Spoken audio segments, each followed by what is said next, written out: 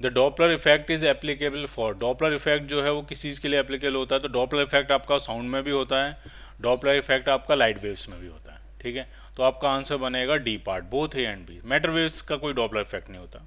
Variation of frequency है, अगर observer जो है वो सोर्स के रिस्पेक्ट में मोशन में होगा तो वेरिएशन ऑफ फ्रीक्वेंसी जो है वो डॉपलर इफेक्ट से क्रिएट होती है, और वो लाइट का भी डॉपलर इफेक्ट है और साउंड का भी डॉपलर इफेक्ट है।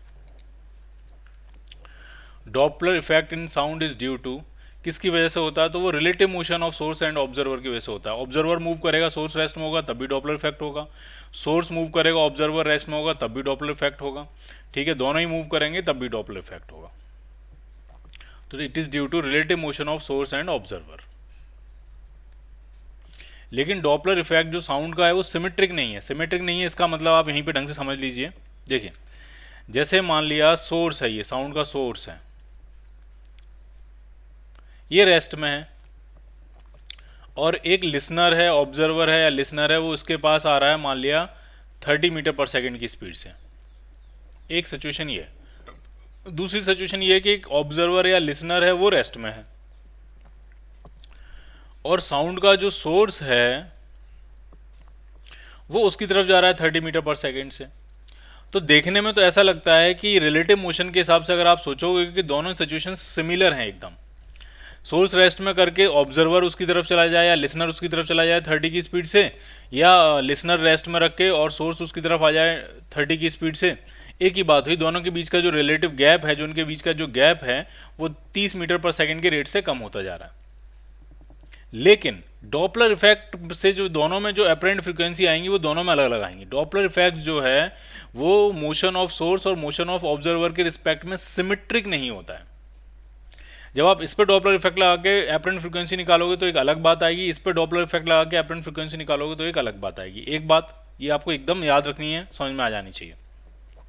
दूसरी बात, एक और बहुत इंपॉर्टेंट बात वो भी समझ लिया। जब सोर्स रेस्ट में होता है और ऑब्जर्वर मूव कर रहा होता है तो सोर्स से निकलने वाली वेवलेंथ और ये जो ऑब्जर्वर वेवलेंथ रिसीव करेगा उनमें कोई डिफरेंस नहीं होता, वेवलेंथ सेम होती है। अगर सोर्स आपका कहाँ है, रेस्ट में, सोर्स अगर आपका रेस्ट में है, ऑब्जर्वर मूव कर रहा है, तो जो ऑब्जर्वर वेवलेंथ रिसीव कर रहा होगा वो वेवलेंथ और जो सोर्स एमिट कर रहा होगा वो वेवलेंथ सेम होगी। फ्रीक्वेंसी में डिफरेंस होगा बट वेवलेंथ में कोई डिफरेंस नहीं होगा। लेकिन जब सोर्स मूव करता है तब जो सोर्स वेवलेंथ एमिट कर रहा है वो और ये जो ऑब्जर्वर रिसीव कर रहा है वो, उनमें डिफरेंस आ जाता है। इस सोर्स के मोशन से वेवलेंथ मॉडिफाई होती है, ऑब्जर्वर के मोशन से वेवलेंथ मॉडिफाई नहीं होती है। एक बात। और दूसरी बात, ये जो मोशन, ये जो डॉपलर इफेक्ट है वो ऑब्जर्वर के मोशन और सोर्स के मोशन के अबाउट सिमेट्रिक नहीं होता है, ठीक। An observer is moving toward stationary source of sound, ठीक है। ऑब्जर्वर स्टेशनरी सोर्स की तरफ मूव कर रहा है तो अपरेंट फ्रीक्वेंसी उसको ज्यादा सुनाई देगी, then apparent frequency will be greater than the real frequency. B part, observer move कर रहा है सोर्स की तरफ।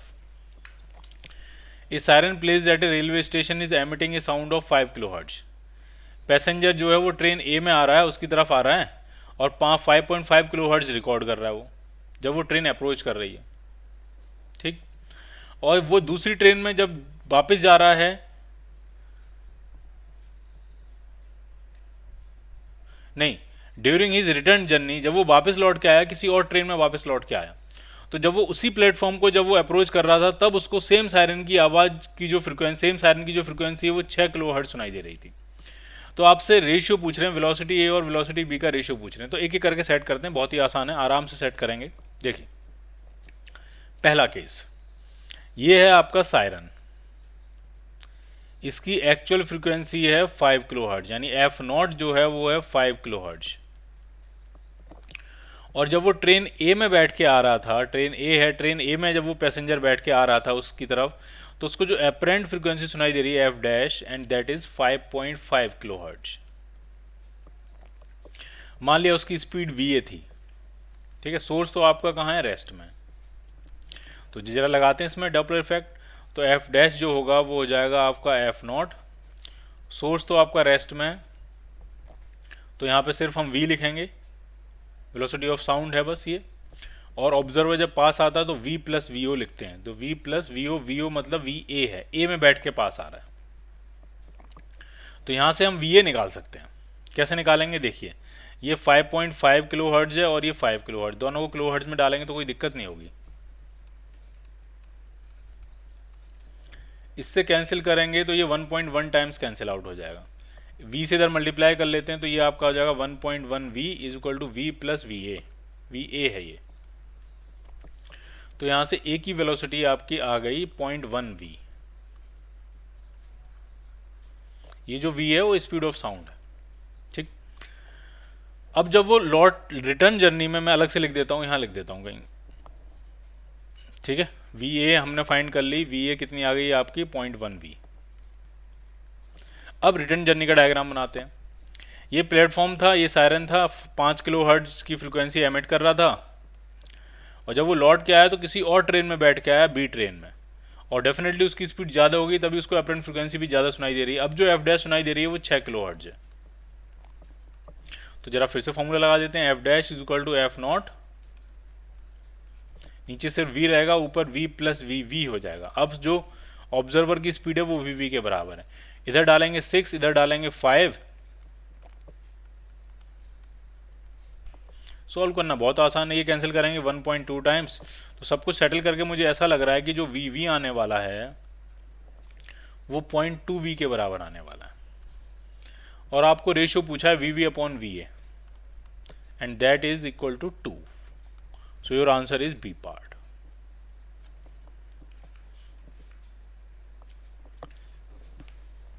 अगला क्वेश्चन करते हैं।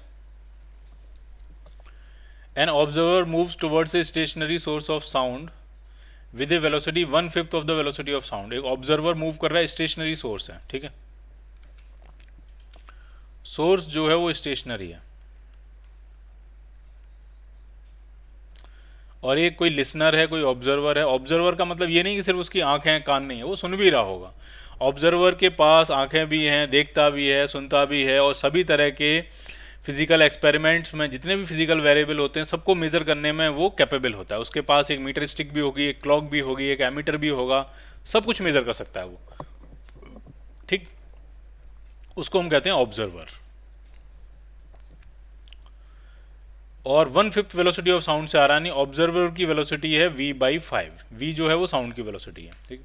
What is the percentage increase in the apparent frequency. Apparent frequency में कितने परसेंट इंक्रीमेंट होगा ये पूछ रहे हैं। तो जो अपरेंट फ्रीक्वेंसी होगी वो आपकी हो जाएगी exact frequency upon V plus VO है आपका B/5 अपॉन V। तो ये आपकी आ रही है F नॉट 1 + 1/5 6/5। V से V कैंसिल आउट हो जाएगा, 6/5 आ रही है। तो ये आ रही है F डैश। अब परसेंटेज इंक्रीज पूछ रहे हैं, तो वो होगा फाइनल या apparent minus actual upon actual into 100। और जब आप इसको सॉल्व करोगे तो ये आपका आ जाएगा 20%। दिख भी रहा है डायरेक्ट, 6/5 जो होता है वो 1.2 F नॉट के बराबर ही तो हो जाएगा। तो 1. F नॉट से 1.2 F नॉट तो कितने परसेंट इंक्रीज हो गया, 20%। B part.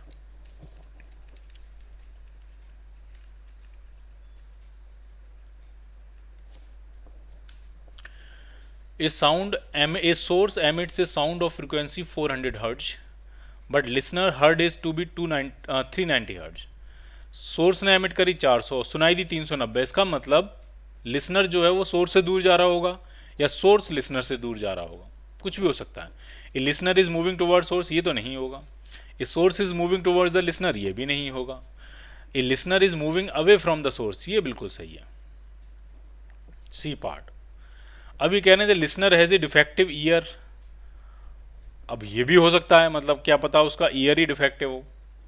लेकिन जनरली क्या होता है, जब ईयर डिफेक्टिव होता है तो जो इंटेंसिटी है उसके लेवल में कम या ज़्यादा होता है, ठीक है। इंटेंसिटी कम ज़्यादा कम सुनाई देगी आपको अगर डिफेक्टिव ईयर है। फ्रीक्वेंसी मॉडिफाई हो जाएगी, तो ये थोड़ा मुश्किल है। ऐसा नहीं होता, फ्रीक्वेंसी तो वही सुनाई देगी जो है, बट उसकी जो लाउडनेस है वो कम या ज़्यादा हो जाती है जनरली डिफेक्टिव ईयर में।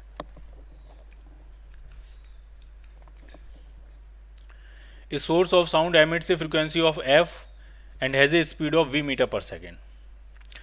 Two observers move away from this source in opposite direction with a speed of 0.2 V relative to the source.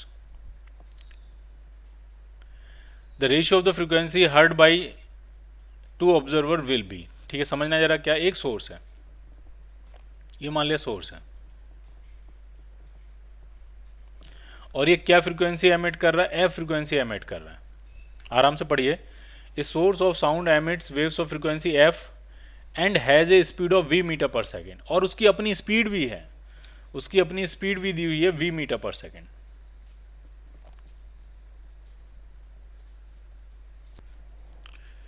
Actually इस क्वेश्चन में थोड़ी सी प्रॉब्लम है, ये क्लियर नहीं है कि ये जो वी मीटर पर सेकंड दी है स्पीड, ये सोर्स की स्पीड है कि साउंड वेव्स की स्पीड है। फिर से पढ़ते हैं, the line the source of sound emits a waves with frequency F and has speed of V meter per second. तो ये हैज स्पीड किसके लिए आया है, ये साउंड वेव्स के लिए आया है कि सोर्स के लिए आया है? तो ये सोर्स के लिए नहीं आया, ये साउंड वेव्स के लिए आएगा, तब ये सेटल हो पाएगा क्वेश्चन, क्योंकि अदरवाइज पूरी सिचुएशन में साउंड की स्पीड क्या है वो दी नहीं है, और साउंड की स्पीड ही नहीं पता है आपको, तो डॉपलर इफेक्ट कैसे लगाओगे? तो सोर्स तो आपका होगा रेस्ट में, और ये वी स्पीड जो है वो साउंड की स्पीड दी होगी। ठीक है, तो सही कर लेते हैं, सोर्स क्या होगा आपका रेस्ट में, और ये जो वी स्पीड है ये किसकी स्पीड होगी, साउंड की स्पीड होगी, और ये वेव्स एमिट कर रहा है हर डायरेक्शन में। अब दो ऑब्जर्वर हैं जो उसके रिस्पेक्ट में 0.2 वी से अपोजिट डायरेक्शन में भाग रहे हैं। तो एक ऑब्जर्वर इधर है, ये इधर भाग रहा है 0.2 वी से, एक ऑब्जर्वर इधर है तो ये भी इधर भाग रहा है 0.2 वी से, और इनकी जो अपरेंट फ्रीक्वेंसीज होंगी उनका रेशियो पूछ रहे हैं। तो बहुत ही आसान है, ये तो दोनों बराबर ही आने वाली हैं, निकाल लेते हैं। F dash is equal to F nought, नीचे तो वी आएगा, सिर्फ वी आएगा क्योंकि सोर्स मूव कर नहीं रहा है, वी है स्पीड ऑफ साउंड, और जब ऑब्जर्वर दूर भागता है तो वी माइनस वी ओ लिखते हैं, और वी ओ 0.2 वी है। और यही इक्वेशन, सेम इक्वेशन इस वाले ऑब्जर्वर के लिए बनेगी, और यही सेम इक्वेशन इस वाले ऑब्जर्वर के लिए बनेगी। इसका मतलब दोनों को सेम फ्रीक्वेंसी सुनाई देगी, जो कि एक्चुअल का 80% होगी। तो उन दोनों फ्रीक्वेंसी का रेशियो क्या आ जाएगा, 1:1।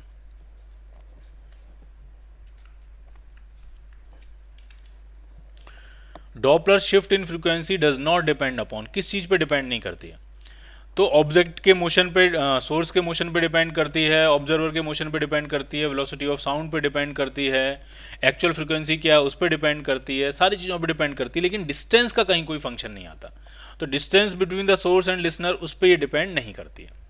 सोर्स की वेलोसिटी, ऑब्जर्वर की वेलोसिटी और फ्रीक्वेंसी, एक्चुअल फ्रीक्वेंसी क्या है, उन सब बातों पर डिपेंड करेगी। डॉपलर शिफ्ट, डॉपलर शिफ्ट मतलब चेंज इन या difference between actual frequency and apparent frequency.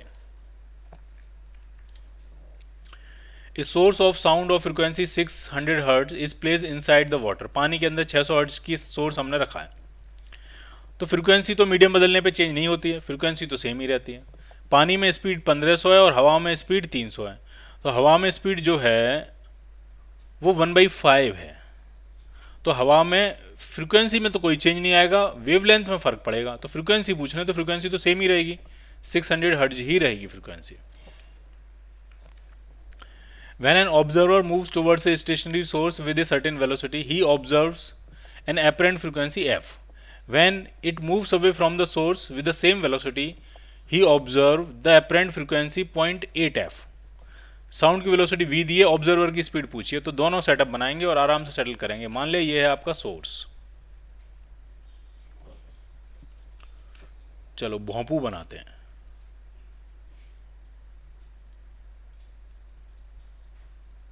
ये भोंपू है, ये सोर्स है, और जब ऑब्जर्वर उसकी तरफ आ रहा है किसी वेलोसिटी से, वी ओ कह देता हूं मैं, तब जो उसको फ्रीक्वेंसी सुनाई दे रही है वो एफ है। तो एफ की इक्वेशन क्या बनेगी, F is equal to F nought V plus V O upon V. और जब वो उसी वेलोसिटी से दूर भाग रहा है तब जो फ्रीक्वेंसी उसको सुनाई दे रही है 0.8 एफ है। तो इक्वेशन क्या बनेगी, 0.8 F is equal to F nought V minus V O upon V. आपसे वी ओ पूछा गया है, तो ऐसा करते हैं दोनों इक्वेशंस को डिवाइड कर देते हैं, या ऐसा करते हैं एफ की वैल्यू उठा के यहाँ डाल देते हैं, कुछ भी समझ लीजिए आप। चलो डिवाइड कर देते हैं।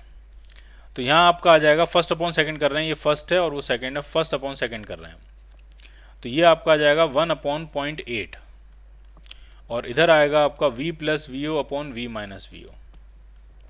इसमें आप कंपोनेंटो डिविडेंडो भी लगा सकते हो और क्रॉस मल्टीप्लाई भी कर सकते हो। क्रॉस मल्टीप्लाई कर लीजिए, v minus V O is equal to 0.8 v plus 0.8 V O. तो इस v को इधर ले आते हैं और इस v को इधर ले आते हैं, ऐसे कर लेते हैं। तो ये आपका आने वाला है 0.2 v is equal to 1.8 V O. तो जो वी ओ आपका आ जाएगा वो v/9 के बराबर आ रहा है। So your answer is C part. Clear? Two whistles A and B have frequencies 660 Hz and 590 Hz respectively. An observer is standing in the middle of the line joining the two sources. बना लेते हैं. एक source है ये A और एक source है ये B. इसकी एक्चुअल फ्रीक्वेंसी है 660 हर्ट्ज, इसकी एक्चुअल फ्रीक्वेंसी है 590 हर्ट्ज, और एक ऑब्जर्वर है जो बीचों बीच खड़ा हुआ है. अब क्या कह रहे हैं? Source B and observer are moving towards right with velocity 30 meter per second. Source B और ऑब्जर्वर दोनों ही राइट की तरफ मूव कर रहे हैं. ये इधर मूव कर रहा है 30 मीटर पर सेकेंड की स्पीड से, और सोर्स बी भी इधर मूव कर रहा है 30 मीटर पर सेकेंड की स्पीड से. ठीक. और क्या कह रहे हैं? And A is standing to the left side. A तो जो है वो आपका रेस्ट में खड़ा हुआ है. ए जो है वो कहाँ है? आपका रेस्ट में खड़ा हुआ है. वेलोसिटी ऑफ साउंड 300 दी हुई है. नंबर ऑफ बीट्स पूछ रहे हैं पर सेकंड कितनी ऑब्जर्व होंगी. ठीक है. तो ए की फ्रीक्वेंसी उसको कितनी सुनाई देगी, बी की फ्रीक्वेंसी कितनी सुनाई देगी. ठीक है. और हम बीट्स निकाल लेंगे. तो जरा पहले ए की फ्रीक्वेंसी निकालते हैं. ए की फ्रीक्वेंसी इसको कितनी सुनाई देगी? F A. तो एक्चुअल फ्रीक्वेंसी थी 660, और ऑब्जर्वर जो है, और सोर्स तो रेस्ट में है, तो नीचे तो हम 300 लिखेंगे, वी लिखेंगे सिर्फ, और ऑब्जर्वर दूर भाग रहा है तो 300 माइनस 30. ठीक है. तो ये ऊपर बचेगा आपका 270, नीचे 300 है, तो एक जीरो से एक जीरो कैंसिल, एक जीरो से एक यहाँ जीरो कैंसिल, 3 से कैंसिल करेंगे कितने टाइम्स? 9 टाइम्स. तो ये एक ही जो अपरेंट फ्रीक्वेंसी सुनाई दे रही है उसको वो आ जाएगी 66 इंटू 9. ठीक. सॉल्व कर लेंगे, आंसर आपको मिल जाएगा. अब जरा बी की फ्रीक्वेंसी कितनी सुनाई देगी, जरा वो निकालते हैं. F B. तो एक्चुअल फ्रीक्वेंसी है 590. अब ए जो ऑब्जर्वर जो है वो दूर भाग रहा है, ऑब्जर्वर पास आ रहा है, तो ऊपर लिखेंगे हम 300 प्लस 30, और सोर्स दूर भाग रहा है तो नीचे भी लिखेंगे हम 300 प्लस 30, और ये कैंसिल आउट हो जाएगा तो उसको 590 सुनाई देगी. 590 सुनाई देनी चाहिए क्योंकि जब दोनों ही 30 की स्पीड से दौड़ रहे हैं तो इनके बीच में कोई भी गैप नहीं आएगा, कोई भी इनके बीच की डिस्टेंस कम या ज़्यादा नहीं होगी. तो इसको जो अपरेंट फ्रीक्वेंसी सुनाई देगी वो एक्चुअल के बराबर ही होगी. ठीक. तो ये आपका आ गया 590. इसको आप 9 से मल्टीप्लाई कर लीजिए, और मुझे ऐसा लगता है कि 4 बीट्स सुनाई देंगी शायद. ठीक है. आप सॉल्व कर लेना, मल्टीप्लाई कर लेना, और फिर देख लेना डिफरेंस कितना आ रहा है. शायद 4 बीट्स का डिफरेंस आएगा. देख लेना, आप खुद ही मल्टीप्लाई कर लेना उसमें.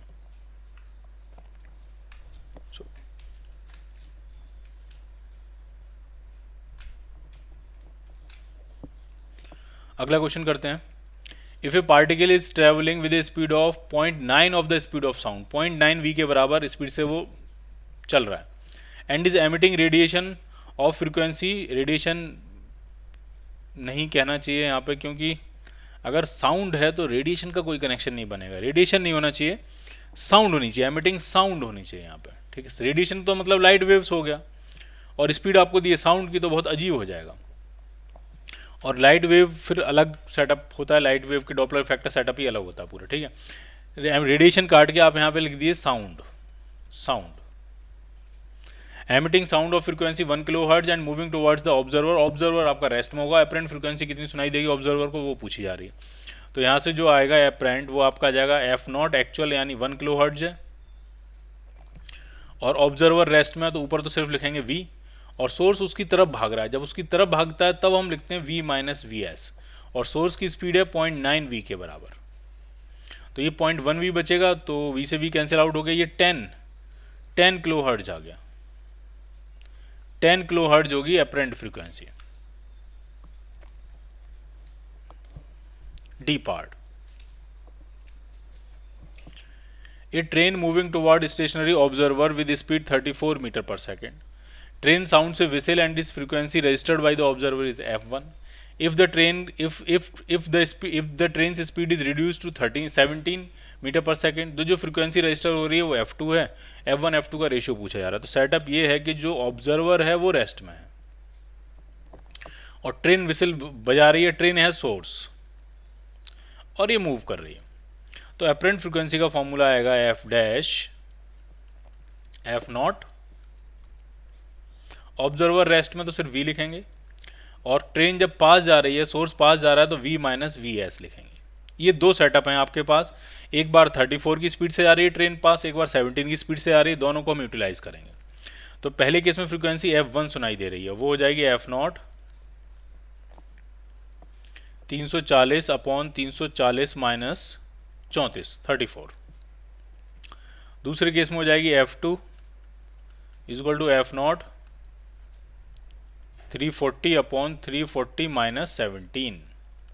और हमें रेशियो निकालना, तो अब बहुत ही आसान है, f1 अपॉन f2 कर लीजिए, आपको आंसर मिल जाएगा।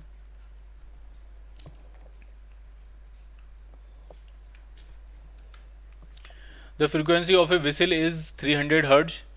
It is approaching towards a observer with a speed of 1/3 of the speed of sound. तो फ्रीक्वेंसी कितनी हर्ट होगी ऑब्जर्वर की, वो पूछ रहे हैं। तो अप्रेंट फ्रीक्वेंसी जो होगी वो हो जाएगी एग्जैक्ट फ्रीक्वेंसी 300। ऑब्जर्वर आपका रेस्ट में है, तो ऊपर तो सिर्फ हम लिखेंगे v, और सोर्स पास भाग रहा है ऑब्जर्वर के, तो नीचे आएगा v minus V S. Source पास जा रहा है, v माइनस वी एस, और वी एस होगा v/3। v माइनस v/3, तो ये हो जाएगा 2/3, 3 ऊपर पहुंचेगा तो ये 3/2 हो जाएगा, तो ये आपका आ जाएगा 900 अपॉन 2, दैट मीन्स 450 हर्ट्ज। ये फ्रीक्वेंसी, अपरेंट फ्रीक्वेंसी उसको सुनाई दे रही होगी।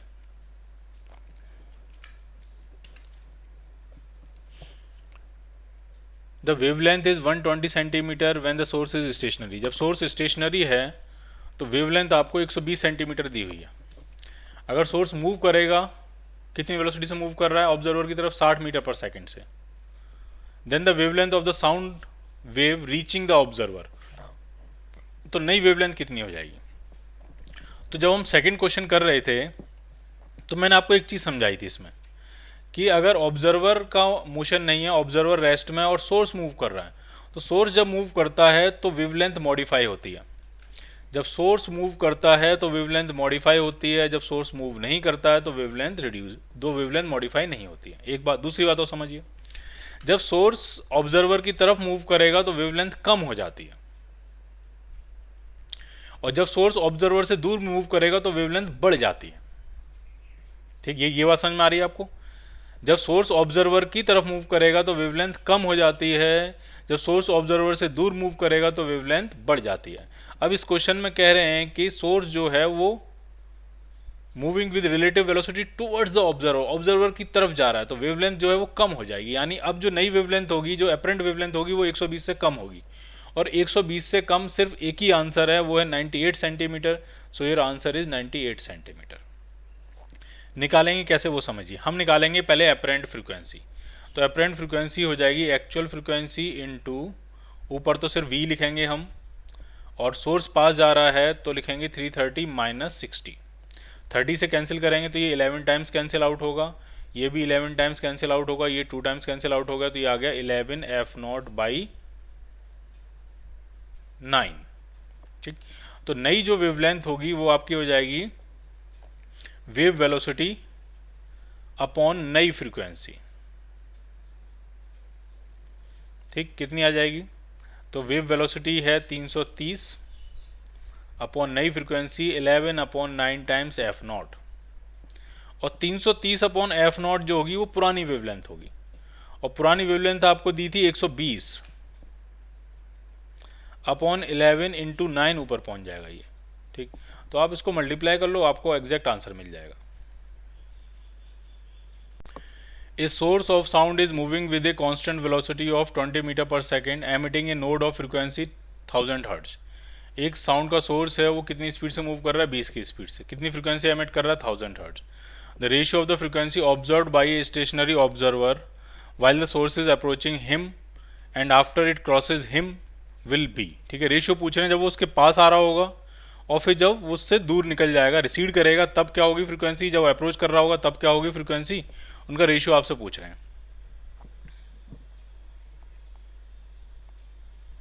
तो सिचुएशन इस तरह की है, ऑब्जर्वर तो आपका स्टेशनरी है, तो जब सोर्स उसके पास आ रहा होगा 20 की स्पीड से, तब फ्रीक्वेंसी क्या होगी, f1 कह देता हूं मैं उसको।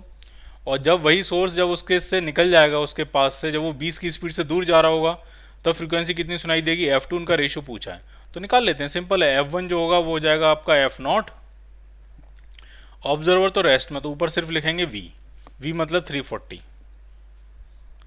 और सोर्स पास आ रहा है तो V माइनस VS लिखेंगे, तो ये हो जाएगा 340 माइनस 20, ये हो गया F1। और F2 क्या होगा, F2 जो होगा वो भी हो जाएगा F0, ऑब्जर्वर तो मूव ही नहीं कर रहा है तो ऊपर तो 340 ही लिखेंगे, और सोर्स दूर जा रहा है तो दूर जा रहा है तो 340 प्लस 20 हो जाएगा, और इनका आपसे रेशियो पूछा गया है तो ये रेशियो हो गया, तो ये F0 से F0 क्या हो जाएगा, कैंसिल आउट, 340 से 340 कैंसिल आउट, तो ये रेशियो आ रहा है 360/320, 0 से 0 4 से कैंसिल करते हैं तो ये 9 टाइम्स, ये 8 टाइम्स, तो रेशियो आ रहा है 9:8। A part, a car sounding a horn of frequency 1000 hertz passes an observer.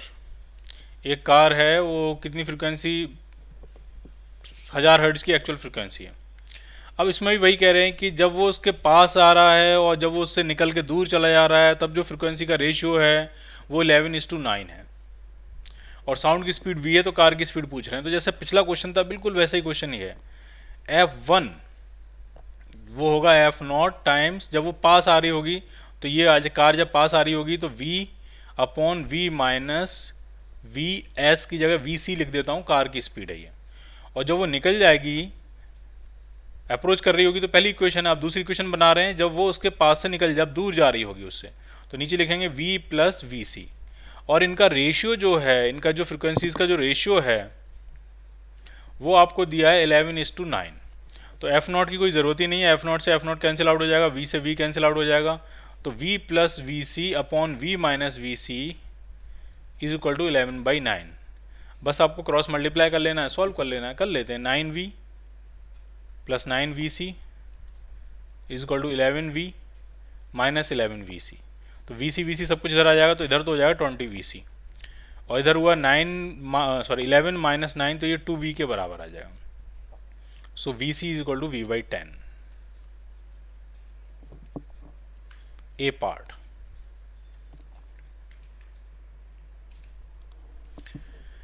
a car sounding its horn at 480 Hz moving towards a high wall at a speed of 20 meter per second. Diagram बनाते हैं। इस तरह की situation, एक wall है, high wall, और एक यहाँ पे एक कार है, ये एक कार है, कितनी स्पीड से जा रही है वॉल की तरफ, 20 मीटर पर सेकेंड से, और 20 मीटर पर सेकेंड सॉरी, और जो फ्रीक्वेंसी एमिट कर रही है एक्चुअल फ्रीक्वेंसी वो है आपको 480 hertz. The frequency of the reflected sound heard by the man sitting in the car will be nearest to. ठीक है, ये जो फ्रीक्वेंसी जब ये जाएगी, वेव आगे जाएगी, जो रिफ्लेक्ट होकर वापस आएगी, तो जो फ्रीक्वेंसी उसको सुनाई देगी तो वो क्या होगी। ठीक है, तो इस क्वेश्चन को एक स्टेप में करने का तरीका ये होता है कि हम ये मानते हैं ये जो आवाज़ आ रही है टकरा के, वो ऐसे हम मानते हैं कि उसके पीछे कोई कार आ रही होगी, identical car, identical speed 20 meter per second, और वो वही फ्रीक्वेंसी एमिट कर रही है 480 हर्ट्ज। हम ये मान लेते हैं कि ये वहाँ उस कार की फ्रीक्वेंसी है, जो गूंज सुनाई देगी, जो टकरा के जब साउंड वापस आएगी तो हमें ऐसा लगेगा कि दीवार के पीछे कोई कार आ रही है, वैसी कार है, वही फ्रीक्वेंसी, वही स्पीड है, और उसकी वो आवाज़ आ रही है। तो ये एक ही स्टेप में हो जाएगा। ठीक, तो ये तो बन जाएगा आपका सोर्स, और ये बन जाएगा आपका ऑब्जर्वर। उसके अंदर का जो बैठा हुआ ड्राइवर है वो बनेगा ऑब्जर्वर, और ये बनेगा सोर्स। तो ऑब्जर्वर भी 20 की स्पीड से आगे बढ़ रहा है, सोर्स भी 20 की स्पीड से आगे आ रहा है, तो एपरेंट फ्रीक्वेंसी कितनी होगी, F dash is equal to F0 जो कि 480 है।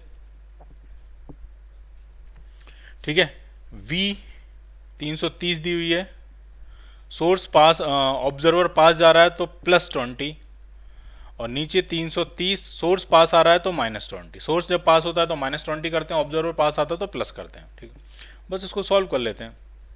तो ये 0 0 0 0 कैंसिल आउट हो गया, तो ऊपर आपका आ रहा है 480 इंटू ये हो गया 35, और नीचे आपका हो जाएगा 31। आप इसको मल्टीप्लाई कर लीजिए, आपको आंसर मिल जाएगा।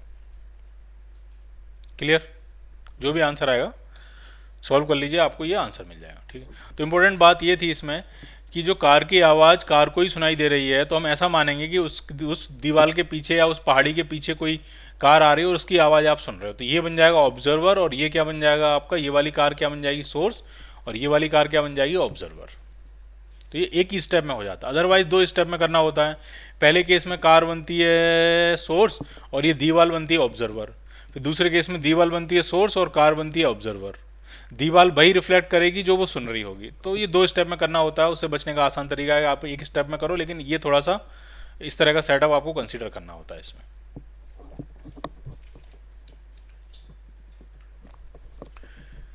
A source of sound with frequency 256 Hz is moving with a velocity v towards a wall। बिल्कुल वैसे ही क्वेश्चन है, when an observer is between source and a wall। ठीक है, बना लेते हैं।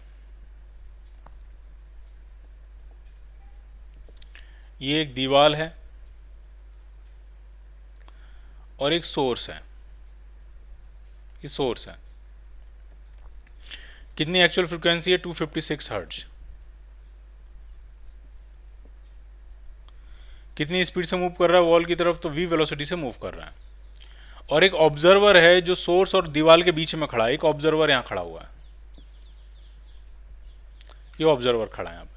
When the observer is between source and the wall, he finds that the frequency of the two waves received directly from the source is x। तो जो directly source से receive हो रही है फ्रीक्वेंसी वो f दी हुई है आपको, ठीक है, ढंग से समझना है। जो डायरेक्टली सोर्स से रिसीव हो रही है फ्रीक्वेंसी, इसको इधर से जो आ रही है वो x है। और आगे क्वेश्चन में ये दिया गया, जो दीवाल से डायरेक्ट जाके दीवाल से टकरा के जो वापस उसको सुनाई दे रही है वो y सुनाई दे रही है। तो x और y में कंपैरिजन करना है कि x और y में क्या कंपैरिजन होगा, ठीक है। तो अब जरा समझिए, देखिए सोर्स मूव कर रहा है, बहुत ढंग से लॉजिक समझना, सोर्स मूव कर रहा है, ऑब्जर्वर रेस्ट में है, तो उसको जो फ्रीक्वेंसी सुनाई दे रही है वो x सुनाई दे रही है। तो आप बताओ दीवाल को फ्रीक्वेंसी क्या सुनाई देगी, क्योंकि दीवाल भी रेस्ट में है। ठीक, जैसे ये ऑब्जर्वर रेस्ट में है वैसे ये वो जो दीवाल है, जो वॉल है, वो भी रेस्ट में है। तो अगर यहाँ से आने वाली साउंड की फ्रीक्वेंसी ऑब्जर्वर को x सुनाई दे रही है, तो इस दीवाल को जो सुनाई दे रही होगी वो भी x ही होगी। तो दीवाल को जो फ्रीक्वेंसी सुनाई दे रही होगी वो भी क्या होगी, x। और वॉल के केस में सिंपल बात यह है कि जो फ्रीक्वेंसी वो सुन रही होती दीवाल वही रिफ्लेक्ट कर रही होगी। तो अगर मैं ये पूछूं कि इस दीवाल तक फ्रीक्वेंसी क्या सुनाई दे रही है, दीवाल को फ्रीक्वेंसी क्या सुनाई दे रही है, x, तो ये रिफ्लेक्ट क्या करेगी, x, तो रिफ्लेक्ट भी क्या करेगी, x। ठीक, और ये रिफ्लेक्टेड वेव इस ऑब्जर्वर को सुनाई देगी। अब मुझे आप ये बताओ, इस ऑब्जर्वर और इस वॉल के बीच में किसी भी तरह कोई डॉपलर इफेक्ट है, कोई डॉपलर इफेक्ट नहीं, क्योंकि दोनों ही रेस्ट में है।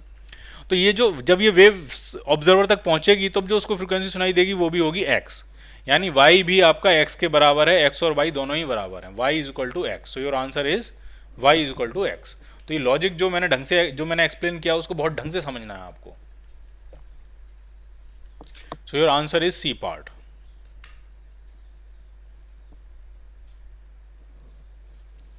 क्लियर? अगली सिचुएशन देखते हैं क्या है।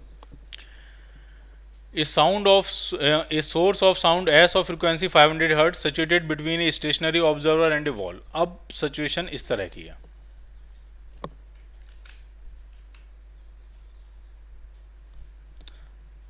ये आपकी दीवार है और यहां आपका ऑब्जर्वर होगा, और ये सोर्स साउंड का क्या है, सोर्स है। ठीक, कितनी फ्रीक्वेंसी एमिट कर रहा है, तो ये जो फ्रीक्वेंसी एमिट कर रहा है f0, ये 500 हर्ट्ज है।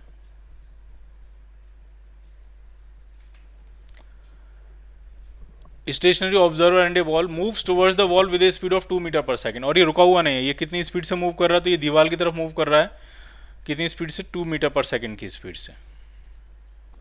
ठीक है, वेलोसिटी ऑफ साउंड दिए 332 metre per second. Then the number of beats per second heard by the observer. Observer कितनी बीट सुनेगा, तो एक तो आवाज़ उसको डायरेक्ट सुनाई देगी, सोर्स से आएगी, और एक सोर्स की साउंड दीवार से टकरा के आएगी। ठीक, और हम दोनों की फ्रीक्वेंसी निकालेंगे और फिर देखेंगे कितनी बीट सुनाई दे रही है। तो डायरेक्ट जो आ रही होगी उसकी फ्रीक्वेंसी मैंने मानी f1। तो पहले f1 कैलकुलेट करेंगे। f1 जो आएगा वो आपका आ जाएगा f0 यानी 500। ऑब्जर्वर तो रेस्ट में है तो ऊपर तो 332 ही लिखेंगे, और सोर्स दूर भाग रहा है तो लिखेंगे 332 + 2। 332 से अगर ऊपर नीचे डिवाइड कर दें तो ये आपका आ जाएगा 500 टाइम्स 1/1 प्लस 2/332। मैं इसमें बाइनोमियल अप्रोक्सीमेशन लगाने जा रहा हूँ तो ढंग से समझना है आपको। तो ये आपका पहुँच जाएगा 1 प्लस 2/332 की पावर -1। 2 से कैंसिल करेंगे तो ये कितना आ जाएगा आपका 1 टाइम्स 1/166 आ जाएगा। बाइनोमियल अप्रोक्सीमेशन लगाएंगे तो -1 यहाँ आगे आ जाएगा। तो इसकी फ्रीक्वेंसी जो आ रही है वो आ रही है 500 टाइम्स 1 - 1/116। ठीक, ये आ गई F1। इसके आगे नहीं सॉल्व कर रहे हैं क्योंकि जब हम F2 निकालेंगे, जब माइनस करेंगे तो बहुत सारे टर्म कैंसिल आउट हो जाएंगे, तो पूरा एग्जैक्ट नहीं सॉल्व कर रहे हैं, बस यहीं तक छोड़ दे रहे हैं इसको। ठीक, अब दूसरी बात, इस दीवार को फ्रीक्वेंसी क्या सुनाई देगी? दीवार को फ्रीक्वेंसी क्या सुनाई देगी? तो दीवार को भी यही फ्रीक्वेंसी सुनाई देगी। क्यों? नहीं सॉरी, दीवार को फ्रीक्वेंसी अलग सुनाई देगी क्योंकि सोर्स जो दीवार की तरफ जा रहा है। तो मान लिया दीवार को जो फ्रीक्वेंसी सुनाई दे रही है वो F2 है, तो हम F2 निकालने जा रहे हैं। F2 कितना होगा? तो F2 आपका हो जाएगा, एक्चुअल फ्रीक्वेंसी है 500, सोर्स आपका मूव कर रहा है, ऑब्जर्वर अब इसमें वॉल है, ऑब्जर्वर जो है वो वॉल, ऐसा मान लेते हैं, दीवार ऑब्जर्वर है, वो रेस्ट में, तो ऊपर तो 332 ही लिखेंगे, और सोर्स उसके पास आ रहा है तो नीचे लिखेंगे 332 - 2। इसको भी वैसे सेटल करेंगे हम। ठीक है, 332 से ऊपर नीचे मल्टीप्लाई कर लेंगे तो ये आपका आ जाएगा 500 टाइम्स 1/1 - 2/332। अब इस पर बाइनोमियल अप्रोक्सीमेशन लगाएंगे तो ये ऊपर पहुंचेगा, -1 पावर आएगी, तो सबको सॉल्व करने के बाद ये इस तरह का फॉर्मेट आ जाएगा 1 + 1/116। ये फ्रीक्वेंसी वो है जो दीवार को सुनाई दे रही है। ठीक, और दीवार वही फ्रीक्वेंसी रिफ्लेक्ट करेगी जो उसको सुनाई दे रही है, यानी जो रिफ्लेक्ट यहाँ से करेगी वो भी F2 के बराबर होगी। और ये फ्रीक्वेंसी जब ऑब्जर्वर तक पहुंचेगी तो दीवार और ऑब्जर्वर के बीच में किसी भी तरह का कोई डॉपलर इफेक्ट नहीं है। दीवार भी रेस्ट में, ऑब्जर्वर भी रेस्ट में, तो ऑब्जर्वर को जो फ्रीक्वेंसी सुनाई देगी वो F2 के बराबर ही होगी। तो ये जो फ्रीक्वेंसी जब इसको सुनाई देगी तो वो F2 ही हो जाएगी। तो डायरेक्ट जो फ्रीक्वेंसी सुनाई दे रही है वो F1 है, और दीवार से टकरा के जो आ रही है वो F2 है। तो कितनी बीट सुनाई देंगी? तो F2 मुझे ज़्यादा समझ में आ रही है, तो F2 - F1 ये बीट फ्रीक्वेंसी बनेगी। तो 500 जब आप कॉमन लोगे, 1 से 1 कैंसिल आउट हो जाएगा, तो 2/116 आएगा। 2 से अगर हम इसको डिवाइड करें तो 58 टाइम्स ये डिवाइड होगा। तो फाइनल आंसर आपका आया 500/58। इतनी बीट्स उसको सुनाई देंगी। तो लगभग 8 के आसपास, 8 या 9 के आसपास आपका आंसर बनेगा। डिवाइड कर लेना खुद से आप। तो लगभग 8 या 9 के आसपास आपका आंसर बनेगा। तो इसमें 8 आंसर दिया है, तो अप्रोक्सीमेटली आंसर आपका आएगा 8 hertz. Clear? Two cars are moving on two perpendicular roads towards a crossing। बना लेते हैं, रोड बना लेते हैं, परपेंडिकुलर रोड। तो एक रोड ये है और एक रोड ये परपेंडिकुलर रोड की तरफ कार मूव कर रही है, क्रॉसिंग की तरफ। तो एक कार में ये मान लेता हूं, ये है 72 किलोमीटर पर आवर। 72 जो होता है वो होता है 20 मीटर पर सेकेंड। और दूसरी कार भी क्रॉसिंग की तरफ जा रही है 36 का मतलब होता है 10 मीटर पर सेकेंड की स्पीड से। ये दो कार हैं, एक को ए कह देते हैं, एक को बी कह देते हैं। If first car blows the horn of 280 Hz, then the frequency of horn heard by the driver of the second car when line joining the cars make 45 angle with the roads। इसने कितनी actual frequency emit करी है? तो वो emit करी है 280 hertz. और जब दोनों कार को ज्वाइन करने वाली लाइन जो है वो रोड के साथ 45 का एंगल बना रही है, ये भी एंगल 45 है, ये वाला भी एंगल 45 है, तो अपरेंट फ्रीक्वेंसी कितनी सुनाई देगी ये आपसे पूछा जा रहा है। ठीक, तो जो डॉपलर इफेक्ट लगता है उसमें जो वेलोसिटीज़ यूज़ करते हैं, सोर्स की वेलोसिटी या फिर ऑब्जर्वर की वेलोसिटी, तो वो जो वेलोसिटीज़ होती हैं वो line joining source and observer के अलोंग होती हैं। यानी आपको इस 20 से मतलब नहीं है, आपको मतलब होगा 20 cos 45 यानी 10√2 से मतलब होगा। और इस 10 से भी मतलब नहीं है, 10 cos 45 यानी 5√2 से आपको मतलब होगा। तो ऑब्जर्वर की वेलोसिटी हो जाए, और लिसनर जो सोर्स है उसकी वेलोसिटी होगी 10√2 टुवर्ड्स द ऑब्जर्वर, और ऑब्जर्वर की वेलोसिटी होगी 5√2 टुवर्ड्स द सोर्स। तो ये दो वेलोसिटीज अब आपके काम आने वाली हैं। तो निकाल लेते हैं फॉर्मूला और देखते हैं क्या आंसर आने वाला है। F0 है आपका 280 इंटू साउंड की स्पीड कितनी दी है? साउंड की स्पीड आपको नहीं दी हुई है, इसमें प्रॉब्लम है। साउंड की स्पीड आपको पता होनी चाहिए। तो कुछ नहीं दिए तो हम 330 मान लेते हैं। 330, 340 कुछ भी मान लेते हैं। ठीक, तो मैं 330 मान लेता हूँ इसमें। ऑब्जर्वर पास जा रहा है तो +5√2 अपॉन 330। सोर्स पास आ रहा है तो -10√2। अभी कैलकुलेशन थोड़ी सी मुश्किल है, आप थोड़ा सा सॉल्व करो। अगर आपको एग्जैक्ट आंसर चाहिए तो आप कैलकुलेटर भी यूज़ कर सकते हो, ठीक है। बट ये पक्की बात है कि 280 से तो ज़्यादा ही होगी। अब 280 तो नहीं हो सकती। अब 280 से ज़्यादा तो सारे ही आंसर हैं। अब कुछ भी हो सकता है इसमें, थोड़ा बहुत तो अप्रोक्सीमेट लेके कैलकुलेट करना पड़ेगा, ठीक है। तो जैसे 5 × √2 आप करोगे तो ये 7 के आसपास हो जाएगा, और ये आपका 14 के आसपास हो जाएगा। तो 7 और 14 समझ में आ रहा है, तो मैं इसको 34 कर लेता हूँ, या 350 कर देता हूँ इसको मैं। उसका फ़ायदा ये होगा कि थोड़ी सी कैलकुलेशन आसान हो जाएगी। 7 से डिविजिबल होगा सब कुछ। तो अगर इसको करें, आगे बढ़ाएं हम, तो ये हो जाएगा 280। अगर हम 7 से सब कुछ डिवाइड कर दें तो ये जाएगा 50 + 1, और ये आएगा 50 - 2। तो ऊपर तो हो गया आपका 51 और नीचे हो गया 280। ऊपर हो गया 51 और नीचे हो गया 48, ठीक है। अब आप थोड़ा सा डिवाइड कर लीजिए, और आपको एक एग्जैक्ट तो नहीं मिलेगा, लेकिन हाँ अप्रोक्सीमेट एक आंसर में आपको मिल जाएगा। क्लियर? अगला क्वेश्चन करते हैं। Table is revolving on its axis at 5 revolution पर सेकेंड।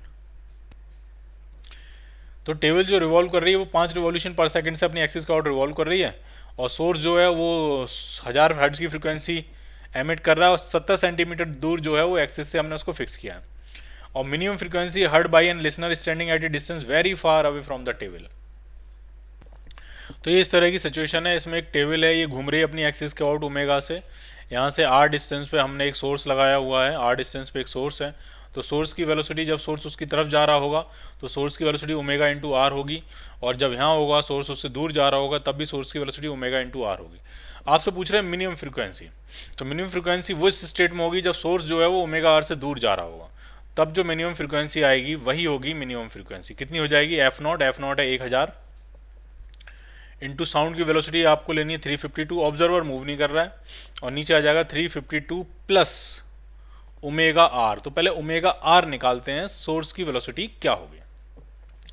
ओमेगा है 5 रिवॉल्यूशन पर सेकेंड, तो उसको रेडियन में कन्वर्ट करेंगे तो 5 × 2π रेडियन पर सेकेंड। और रेडियस आपको दी है, डिस्टेंस दी है 70 सेंटीमीटर फ्रॉम द एक्सिस, तो ये 0.7 हो जाएगी। पाई को हम लिखते हैं 22/7 क्योंकि 0.7 दिया है, तो ये 5 × 10 से पॉइंट उड़ गया। पाई को लिखेंगे 22/7, 7 से 7 उड़ जाएगा तो ये 22 आ जाएगी, तो +22। अब आप इसको सॉल्व कर लो, आपको आंसर मिल जाएगा। ठीक, ये ऊपर नीचे जो है वो 11 से डिवाइड हो जाएगा। कर लेते हैं, चलो इसको 11 से डिवाइड करेंगे तो 3 टाइम्स 32 टाइम्स, इसको 11 से डिवाइड करेंगे 32 टाइम्स, और इसको डिवाइड करेंगे तो 2 टाइम्स। तो ये आपका 32/34, दैट मीन्स 16/17, 16,000 डिवाइडेड बाई 17। अब आप डिवाइड कर लो इसको और आपको कुछ आंसर मिल जाएगा। 1000 से ज़्यादा तो नहीं होगा, और 352 भी बहुत ही कम हो गया ये तो आंसर आपका बिना कैलकुलेट करे आ गया सी पार्ट।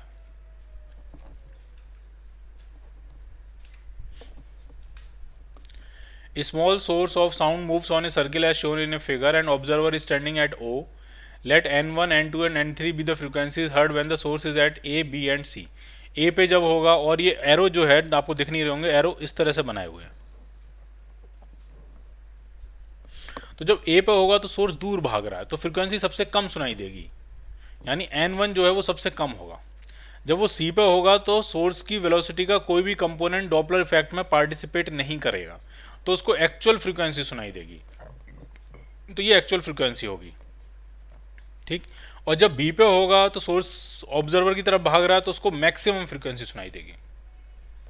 तो ये है आपकी मैक्सिमम फ्रीक्वेंसी, ये है आपकी मिनिमम फ्रीक्वेंसी, और ये है आपकी एक्चुअल फ्रीक्वेंसी। ठीक, तो यही तो सेटअप बनेगा। N1 is less than N2 is less than N3। सबसे बड़ा कौन है? सबसे बड़ा है आपका N3। थोड़ा मैंने गड़बड़ कर दिया, बी और सी को लेके मैंने थोड़ा गड़बड़ कर दिया, जरा समझिए, एक बार फिर से देख लीजिए। ए पे दूर जा रहा है तो ए पे फ्रीक्वेंसी N1 है, वो मिनिमम होगी, तो N1 तो हो गई मिनिमम। बी पे पास आ रहा है तो बी पे जो फ्रीक्वेंसी n2 है वो मैक्सिमम होगी, तो n2 जो हो गई वो हो गई मैक्सिमम। और सी पे उसके सामने से जा रहा है लेकिन सोर्स की जो वेलोसिटी है वो पूरी लाइन जॉइनिंग के परपेंडिकुलर है, तो ये वेलोसिटी डॉपलर इफेक्ट में पार्टिसिपेट नहीं करेगी। तो सी मोमेंट पे जब वो सी पे होगा तो जो फ्रीक्वेंसी सुनाई दे रही है न्यू 3 वो एक्चुअल फ्रीक्वेंसी होगी। तो अब आप देखोगे तो ये बनेगा n1 is greater than n3 is greater than n2, ये आपका आंसर बनेगा। So your answer is B part.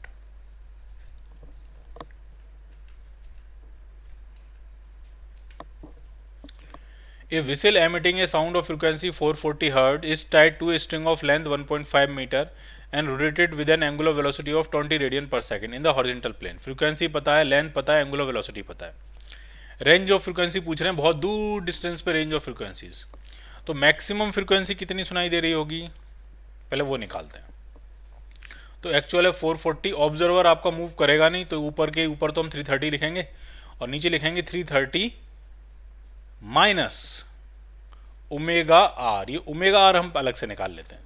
तो ओमेगा आर जो आएगा, जो सोर्स की वेलोसिटी होगी v equal to omega R, वो हो जाएगी, ओमेगा है 20 और आर है आपका 1.5, तो ये 30 मीटर पर सेकेंड हो गई। ये है सोर्स की velocity.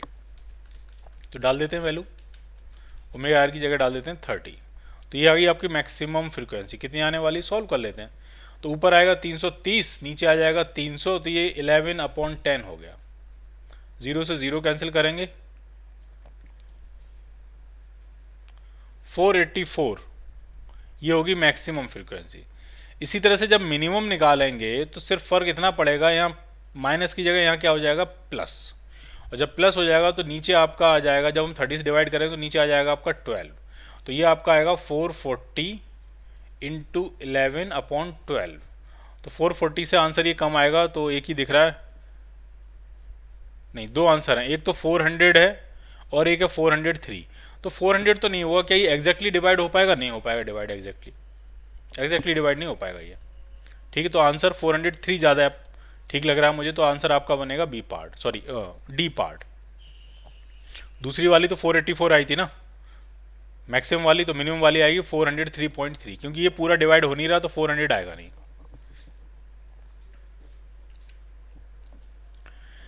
The speed of sound in air is b. Both the source and observer are moving towards each other with equal speed u. The speed of wind दी है आपको w, speed of wind भी है, और वो कहाँ चल रही है, सोर्स से ऑब्जर्वर की तरफ चल रही है। तो जरा बना लेते हैं डायग्राम। ये मान लिया है सोर्स और ये ऑब्जर्वर, और विंड जो है वो सोर्स से ऑब्जर्वर की तरफ चल रही है, कितनी स्पीड से, w स्पीड से। तो इससे फर्क ये पड़ेगा पूरे डॉपलर इफेक्ट में, जहां आप speed of sound v use करते हो, अब उसकी जगह v प्लस डब्ल्यू यूज करोगे। मैं फिर से रिपीट कर रहा हूं, अगर हवा सोर्स से ऑब्जर्वर की तरफ चल रही होती है तो speed of sound v plus W हो जाएगी। अगर हवा ऑब्जर्वर से सोर्स की तरफ चल रही होती है तो speed of sound v minus W हो जाएगी। तो बाकी फॉर्मूला सब कुछ वैसे ही रहेगा, बस v की जगह लिखेंगे हम v प्लस डब्ल्यू। तो बनाते हैं जरा formula, f is equal to F nought. सबसे पहले v लिख रहा हूं, तो v की जगह v प्लस डब्ल्यू और यहाँ पे भी v की जगह v प्लस डब्ल्यू। अब हम ऑब्जर्वर और उसका बात करेंगे। तो ऑब्जर्वर पास आ रहा है तो यहाँ लिखेंगे प्लस, कितनी स्पीड से पास आ रहा है, u की स्पीड से। और सोर्स भी पास जा रहा है तो नीचे लिखेंगे माइनस, कितनी स्पीड से पास जा रहा है, u की स्पीड से। तो ये आपका रिलेशन बनेगा। तो f अपॉन एफ नॉट जो आपका आ रहा है वो आपका आ रहा है v plus W plus U upon v plus W minus U. So your answer is D part, B part.